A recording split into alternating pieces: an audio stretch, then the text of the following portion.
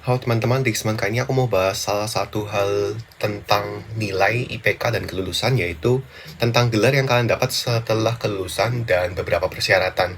Kalau misalkan mau admisi itu kadang-kadang kalian pernah lihat nggak minimal kayak first class honors atau kayak gimana, ada kualifikasinya gitu. Tapi kualifikasinya tuh pakai istilah-istilah yang mungkin cukup asing bagi rekan-rekan Indonesia. Atau juga kalau misalkan kalian mau daftar beasiswa, misalkan kalian mau daftar Romanian Government Scholarship ya, dan dia ini minta skala nilainya itu berbeda. Karena nilai maksimal Romania itu 1 sampai 10, sedangkan IPK kita kan 0 sampai 4 kan. Jadi ada banyak hal yang berbeda dari negara lain, dan di video kali ini aku mau coba bahas beberapa hal yang menarik dan gimana cara kita bisa menerjemahkan hal-hal itu. So, simak videonya sampai habis ya.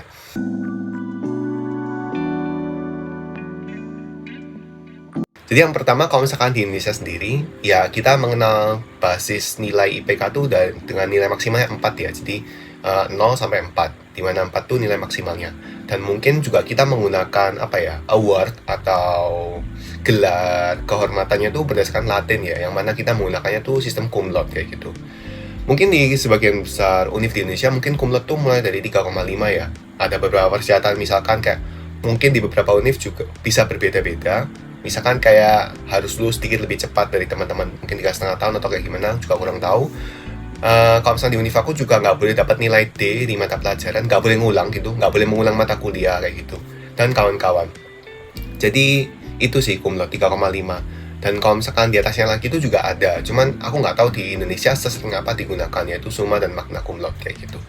Cuman pokoknya mulai dari 3,5 ke atas itu kita bisa lulus kalau misalkan dalam bahasa Indonesia dengan pujian kayak gitu ya, dengan pujian kayak gitu.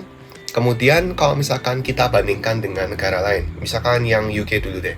UK ini punya beberapa klasifikasi dalam gelarnya gitu. Yang pertama tuh first class honors, kemudian second class honors, yang dibagi jadi dua lagi yaitu upper dan lower, kemudian third class honors kayak gitu. Nah, jadi mereka nih sistemnya tuh berdasarkan persentase. Nah, persentase ini persentase berdasarkan nilai. Tapi juga ada beberapa univ, beberapa loh aku bilang, yang persentase ini berdasarkan persaingan kayak gitu. Jadi misalkan ya, first class honors tuh generally sekitar 70% dari nilai, 70% dari nilai atau lebih tinggi. Jadi kalau misalkan di Indonesia, first class honors itu kalau misalkan 70% ya, nilai maksimal kita kan 4 ya. Berarti 70%-nya berapa? 2,8 kan. Berarti kalau misalkan menurut skala ini loh ya, dengan nilai Indonesia 2,8 ke atas itu sebenarnya sudah first class honors kayak gitu. Tapi kan kita nggak pakai sistem kayak gitu. Nah, kemudian yang second class honors itu ada dua kan. Yang pertama upper dan lower. Yang upper tuh sekitar 60 sampai 69 berarti ya, sebelumnya 60 sampai 69%. Sedangkan yang lower itu di bawahnya, jadi 50 sampai 59%. Jadi kalau misalkan dianalogikan kayak gini, kalian dapat IPK 2,0 pun sebenarnya masih masuk lower divisinya second class honors kayak gitu. Sedangkan third class itu 40 sampai 49%, dan kalau di bawah itu kalian nggak dapat honors gitu. Berarti lulus ordinary aja kayak gitu. Jadi kalau misalkan dipadankan IPK Indonesia kurang lebih kayak gini. Tinggal dikalikan saja persentasenya dengan nilai maksimal kita. Jadi jangan terlalu bingung. Kalau misalkan kan diminta untuk mengubah nilai kita yang maksimal 4 jadi nilai ke negara lain, itu juga jangan bingung. Kita lihat aja skala maksimalnya berapa kayak gitu. Nah, jadi sekarang selain itu aku juga mau bahasin buat kalian beberapa negara yang punya sistem penilaian berbeda. Ada dua sih yang aku mau bahas, yaitu Romania sama Denmark kayak gitu. Jadi kalau misalkan Romania, ini nilainya tuh 1 sampai 10 atau 0 sampai 10 ya, pokoknya maksimalnya 10 gitu. Sebenarnya mengubah jadi skala ini tuh sangat mudah gitu, karena nilainya tuh basis 10. Jadi misalkan ya, aku kasih contoh nilai kalian tuh IPK kalian 3 dari 3,0 ya, 3,0 dari maksimal 4. Nah, saran aku, IPK kalian tuh jadikan persentase dulu saja. Jadikan persentase.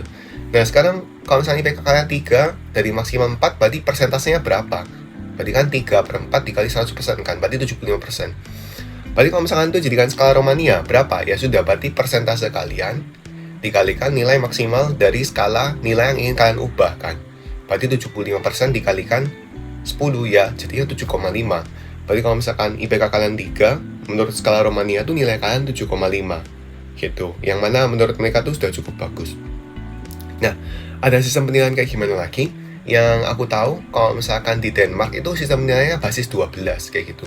Jadi sedikit lebih unik. Nah, dia tuh sistem basisnya 12 juga.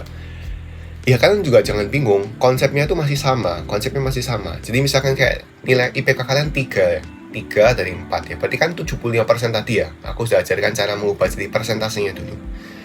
75% itu ya kalikan nilai maksimalnya 12. Ya berarti kan tinggal 75 dikalikan 75% dikalikan 12. Gitu kan. Berapa itu? Ya 9 kan jadi jawabannya.